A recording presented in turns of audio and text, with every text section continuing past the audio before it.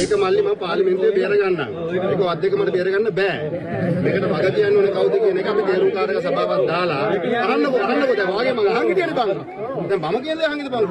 උඩ පුරුදු වෙන්කෝ ඒක.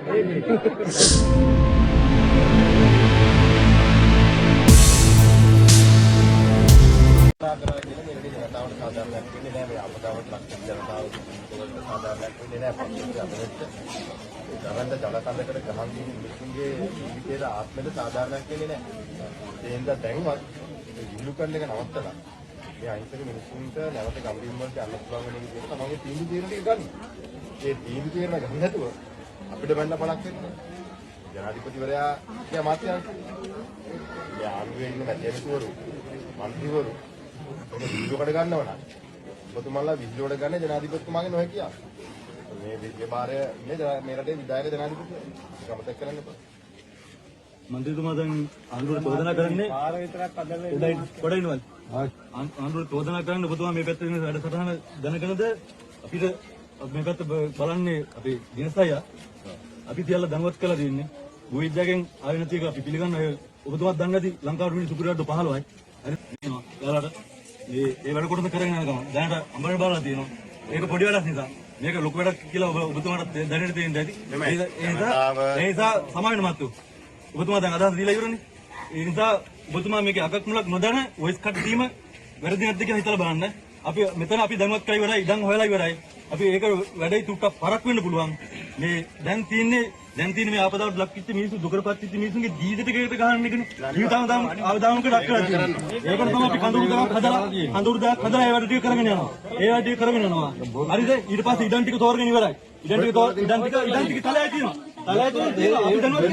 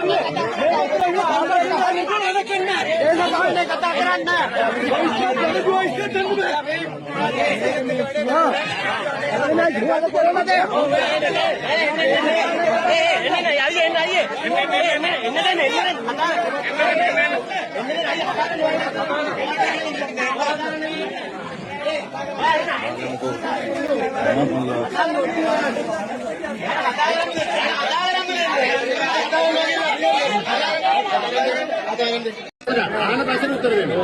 දැන් වාගේ මම අහන් හිටියනේ. මුරුදු වෙන්න.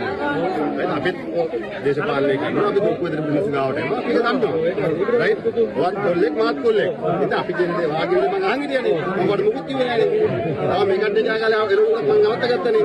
ඉතින් මම කියන දෙයක් අහගන්න. right මේක එකතු වෙලා ගොඩ දාන්න මිනිස්සුන්ව. වාගේ අයියා වබලා ගන්න. මගේ දේශපාලනේ මම කරන්නේ. හැබැයි මේ මිනිස්සුන්ව මාස ගානක් අඳුරලා තියන්න බෑ. ඒකට විකල්පයක් අපි හොයන්න ඕනේ. හරි? ඒක තමයි මමත් කියන්නේ ඒකයි උඹත් කියන්නේ. ඒක අපි දෙන්න මේකට අරගෙන වැඩක් වෙන්නේ නැහැ. හරි? ඒක මල්ලි මම පාර්ලිමේන්තුවේ බේර ගන්නවා. ඒක අධ්‍යක්ෂක මට බේර ගන්න බෑ. මේකට වග කියන්න ඕනේ කවුද කියන එක අපි තේරුම්කාරක සභාවක් දාලා අහන්නකෝ දැන් වාගේ මම අහන් හිටියනේ බං. දැන් මම කියන්නේ අහන් හිටිය බං. උඩ පුරුදු වෙන්කෝ ඒක.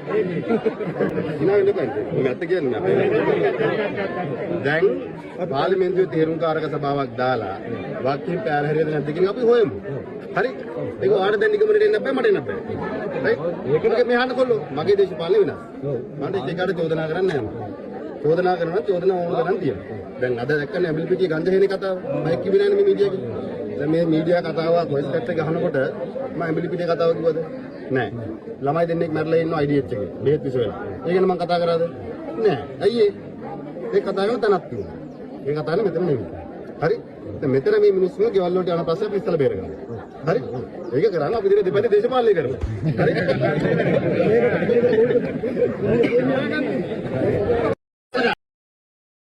ගන්න ජනාධිපතිතුමාගේ නොහැකියාව. මේ විශේෂ භාරය ඉන්නේ මේ රටේ විධායක ජනාධිපතිතුමා. ඒක අමතක කරන්න එපා. අපි මේකත් බලන්නේ අපි දිනසය අපි තියලා දැනුවත් කළා ඉවරයි ඉඳන් හොයලා ඉවරයි. අපි ඒක වැඩේ තුට්ටක් පරක් වෙන්න පුළුවන්. මේ දැන් තියෙන්නේ මේ ආපදාවට ලක්විච්ච මිනිස්සු දුකටපත් වෙච්ච එකක් තියනවාද? නෑ නෑ. සහෝදර ආන ප්‍රශ්න උත්තර දෙන්න. දැන් වාගේ මම අහන්නේ කියන්නේ මුරුදු වෙන්නේ. අපි දේශපාලනය කරනවා දුක් විඳින මිනිස්සු ගාවට එනවා අපි ඒක දන්නවා. රයිට්? වත් කොල්ලෙක් මාත් කොල්ලෙක්. ඉතින් අපි කියන්නේ දේ වාගේ මම අහන්නේ කියන්නේ. මම මුකුත් කිව්වේ නෑනේ. ආ මේකට ගාලා එළවලුත් මම නවත්ත ගත්තනේ. එහෙනම් මම කියන දේත් අහගන්න. රයිට් මේක එකතු වෙලා ගොඩ දාන මිනිස්සු. වාගේ අයියව බලා ගන්න. මගේ දේශපාලනේ මම කරන්නේ. හැබැයි මේ මිනිස්සුන්ව මාස ගණන් කඳුරුල තියන්න බෑ. ඒකට විකල්පයක් අපි හොයන්න ඕනේ. හරි? ඒක තමයි මමත් කියන්නේ ඒකයි ඔබත් කියන්නේ. ඒකට අපි දෙන්න මේකට අරගෙන වැඩක් වෙන්නේ නෑ. හරි ජනාධිපතිතුමාගේ මාකියාව ඒක මල්ලි මම පාර්ලිමේන්තුවේ බේර ගන්නවා. ඒක අද්දක මට බේර ගන්න බෑ. මම කියන්න ඕනේ කවුද කියන එක අපි කාර්යක සභාවක් දාලා අහන්නකො වාගේ මම අහන්නේ කියන්නේ බං. දැන් මම කියන්නේ අහන්නේ බංකෝ. පොඩ පුරුදු බංකෝ ඒක. ඉලා වෙන්න බෑ. මැත්ත කියන්නේ දැන් පාර්ලිමේන්තුවේ තේරුම්කාරක සභාවක් දාලා වක්කීම් පැහැර හැරෙන්නේ නැද්ද කියන අපි හොයමු. හරි? ඒක ඔයාලට දැන් නිගමනට එන්න බෑ මට එන්න බෑ. රයිට්? මගේ මෙහාන කොල්ලෝ මගේ දේශපාලනේ වෙනස්. මම ඒකට චෝදනා කරන්නේ නැහැ මම. චෝදනා කරනවා චෝදනා ඕන තරම් තියෙනවා. දැන් අද දැක්කනේ ඇඹිලි පිටියේ ගන්ධ හේනේ කතාව. මම කිව්වේ නෑනේ මේ මීඩියාවේ. දැන් මේ මීඩියා කතාව වොයිස් කට් එක ගහනකොට මම ඇඹිලි පිටියේ කතාව කිව්වද? නෑ. ළමයි දෙන්නෙක් මැරලා ඉන්නවා IDH එකේ. බෙහෙත් විස වෙලා. ඒ ගැන මම කතා කරාද? නෑ. ඇයි ඒ? ඒ කතා කරන තැනක් තියෙනවා. ඒ කතාවේ මෙතන නෙවෙයි. හරි? දැන් මෙතන මේ මිනිස්සුන්ව ගෙවල් වලට යන පස්සේ අපි ඉස්සලා බේරගන්නවා. හරි? ඒක කරන්න අපි දෙපැත්තේ දේශපාලනය කරමු. හරි?